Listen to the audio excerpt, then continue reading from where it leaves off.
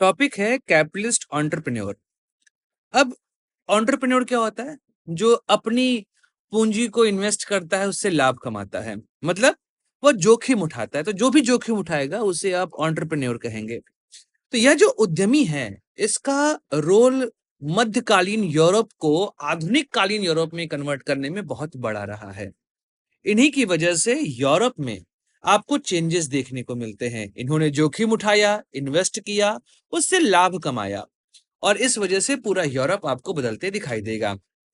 इन लोगों ने जो छोटे छोटे ट्रेड थे उससे पैसा कमाना शुरू किया, फिर उस पैसे का उपयोग करके वहां पे नई इंडस्ट्रीज लगाई, और उस इंडस्ट्रीज की वजह से वहां पे लेबर क्लास आया, और लेबर क्लास ने प्रोडक्शन किया, प्रोडक्शन करने की वजह से लाभ हुआ, और उस लाभ से इन लोगों ने अपनी जिंदगी को आगे बढ़ाया। तो एक तरीके से आप कह सकते हैं कि कैपिटल एंटरप्रेन्योर जो मध्य युग था या मध्यकालीन युग था, वहां पर सामंती व्यवस्था इनको खत्म करने में बहुत बड़ा रोल प्ले किया है। तो अब क्या है कि भाई, अगर आप आधुनिक इतिहास को देखेंगे तो पूंजीवादी उद्यमी, इनकी भूमिका बहुत महत्वपूर्ण रही है। 16वीं से 19वीं शताब्दी के यूरोप में इन लोगों ने अपने पैसे से निवेश किया, और उसकी वजह से उत्पादन हुआ, और टेक्नोलॉजी वो आगे बढ़ती चली गई। नॉर्मली उद्यमी वही व्यक्ति होता है जो जोखिम उठाता है अपनी पूंजी पर, उस पर निवेश करता है और फिर लाभ कमाता है। मतलब नए आर्थिक अवसर आपको यहाँ पे बनते अवश्य दिखाई देंगे। इनकी संकल्पना क्या होती है? इनकी संकल्पना यह होती है कि अगर कभी भी कोई, जिसे हम कहते हैं फैक्टर ऑफ प्रोडक्शन, इसमें चार चीजें होती हैं। पहला लैंड, दूसरा लेबर, तीसरा कैपिटल, और चौथा एंटरप्रेन्योर। ठीक है, ये चार लोग होते हैं। अब आप देखिए, लैंड, लेबर और कैपिटल, यहां पर तीन तरह के खर्चे होते हैं। खर्चे कैसे?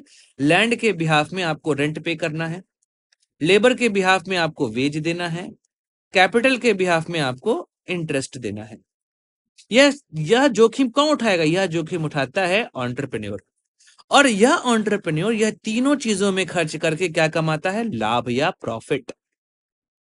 तो इस तरीके से वह इन तीनों को संगठित करता है। तो सीधे तौर पर उद्यमी या एंटरप्रेन्योर वह है जो भूमि, श्रम और पूंजी इसको संगठित करता है, और उसकी वजह से प्रोडक्शन होता है, और वह प्रोडक्शन वह लाभ के तौर पर अपने पास रखता है। तो बात यही है कि जो नवाचार या इनोवेशन होता है, उसके पीछे उद्यमी का बहुत बड़ा हाथ होता है, क्योंकि वह नए उत्पाद, नई तकनीक, नए बाजारों का सृजन करता है।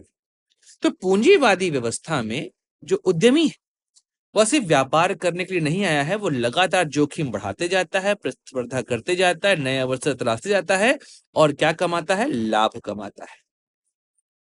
अगर हम बात करें पूंजीवादी उद्यमी की विशेषताओं की, तो पहला तो आपको पता है नवाचार या इनोवेशन, कि वो नई तकनीक अपनाता है, नई विधियों को विकसित करता है, और नए उत्पादों को बाजार में पहुंचाता है, या फिर नए बाजार का निर्माण करता है। जैसे औद्योगिक क्रांति के दौरान आपने देखा, वस्त्र उद्योग, कोयला, लौह इस्पात उद्योग, यह सब इकट्ठा हुए। सोचिए, अगर आपको इस्पात या स्टील बनाना है लोहे से, तो आपको कोयला चाहिए, तो कोयला में खनन एक अलग हो गया। लौह आपका आयरन हो गया, वहां भी खनन हुआ, लेकिन इस्पात के लिए आपको इंडस्ट्री चाहिए। उस इस्पात का उपयोग करके वो मशीन बना रहा है, मशीन से फिर कपड़े बना रहा है। तो मतलब कई चीजों को आपस में इंटरलिंक्ड करते आपको उद्यमी या एंटरप्रेन्योर दिखाई देगा। सेकंड है, यह जोखिम उठाता है। मतलब कि अपना पैसा खर्च करता है। भाई, अपना पैसा कौन खर्च करना चाहेगा? हर कोई सेविंग चाहता है, लेकिन यह अपना पैसा खर्च करके वहां से कमाना चाहता है, तो यह लाभ कमाता है जोखिम उठाकर। तो एक अनिश्चित लाभ के लिए ये वर्तमान में अपनी पूंजी का निवेश करता है, और जो लाभ कमाया उसको पुनः निवेश करता है, जिससे और फायदा होता है। तो यह प्रक्रिया पूंजीवादी व्यवस्था को गतिशील बनाती है। तो यह पूंजी का संचय की जगह पर पूंजी का इन्वेस्टमेंट करता है, संगठन करता है। जैसे मैंने आपको बताया कि यह इन तीनों चीजों को जोड़ता है। तो यह श्रमिक, पूंजी, कच्चा माल, इनको जुटाकर उत्पादन का संचालन करता है, और सामाजिक श्रम विभाजन और दक्षता में अच्छा खासा परिवर्तन लाते आपको दिखाई देगा। लाभ प्रेरणा है तो मैंने पहले ही बताया कि उद्यमी का एकमात्र लक्ष्य होता है कैसे भी करके पैसा कमाया जाए, तो अधिकतम लाभ अर्जित करने के लिए यह काम करता है। और इस वजह से प्रतिस्पर्धा अर्थात कंपटीशन की भावना जन्म होती है। जब कंपटीशन आएगा तो नए उत्पादन आएंगे, नए नवाचार होंगे। मतलब सीधे तौर पर कि अगर एंटरप्रेन्योर बढ़ रहा है तो आपकी कंट्री डेवलप्ड स्टेट की ओर बढ़ती जाती है। अगर हम इतिहास में देखें तो पहला तो व्यापारिक पूंजीवाद है, जहां पर सी ट्रेड के सहारे, नए बाजारों के सहारे एक नया व्यापारी वर्ग उभरा और इस व्यापारी वर्ग ने पूंजीवादी उद्यमिता को बढ़ावा दिया। जैसे कि ईस्ट इंडिया कंपनी की बात कर लें, चाहे हम डच की, फ्रेंच की, यूके की, कहीं की भी बात करें, इन लोगों ने खोज यात्राएं शुरू करी, सी ट्रेडिंग शुरू करी, नए रूट खोजे। जैसे क्रिस्टोफर कोलंबस की बात कर लें, वास्को डी गामा की बात कर लें, इन लोगों ने अमेरिका और भारत के लिए सी रूट का डेवलपमेंट किया था। यहां से पैसा कमा के यहाँ पे खर्च किया तो औद्योगिक क्रांति की शुरुआत हुई। यह भी काम उद्यमियों ने किया। तो वस्त्र उद्योग, लौह इस्पात उद्योग, कोयला, परिवहन, इन लोगों में आप देखें कि जो प्राइवेट एंटरप्रेन्योर्स हैं, इन लोगों ने इन्वेस्ट किया, ना कि गवर्नमेंट ने इन्वेस्ट किया, और ऐसे में औद्योगिकरण को गति मिलती है, आपको दिखाई देगी। अब इन लोगों ने नई व्यवस्था का शुरू किया। भाई जब पैसा इकट्ठा होगा तो कहीं रखोगे नहीं, थोड़ा घर में मटके में डाल के रख दिए। तो यहाँ से बैंक और वित्तीय संसाधन बनने शुरू हुए। जैसे अर्ली फॉर्म में आप जोल्वरिन देख सकते हैं। जोल्वरिन जो कि कहाँ था, जर्मनी में था, 1830 में बना था। और यह कैसा था, यह पहला ऐसा संघ आप देखेंगे जो कि बात करता है कि एक कॉमन करेंसी होनी चाहिए, वेट मेजरमेंट कॉमन होना चाहिए, ट्रेड रूट होना चाहिए। इसको लेकर बात करनी शुरू की थी। इन लोगों ने बैंकों और वित्तीय संस्थाओं के लिए भी पूंजी जुटाई, वहां से भी लाभ कमाया और नए लोगों को लोन देकर नया बिजनेस जो है वो शुरू करवाया।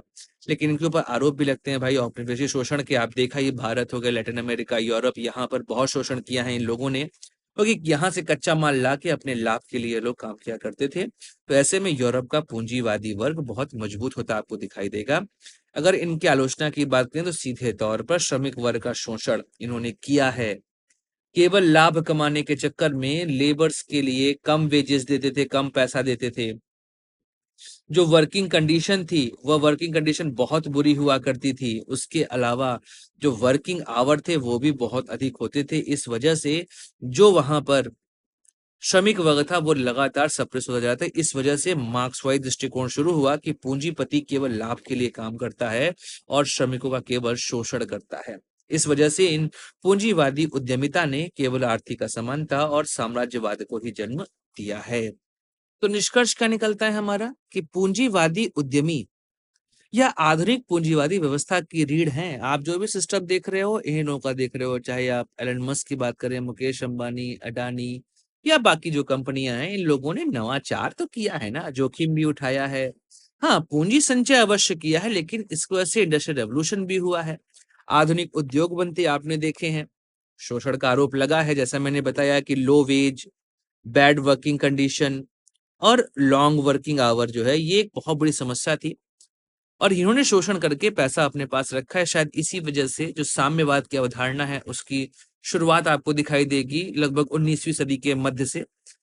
लेकिन हाँ, इन लोगों ने आधुनिक विश्व की आर्थिक संरचना और औद्योगिक प्रगति में निर्णायक भूमिका निभाई है। इस वजह से कई लोग जो हैं वो उद्यमी बनना चाहते हैं। तो सीधे तौर पर ये कह सकते हैं कि आधुनिक युग का निर्माण करने में पूंजीवादी उद्यमियों का सबसे बड़ा रोल रहा है।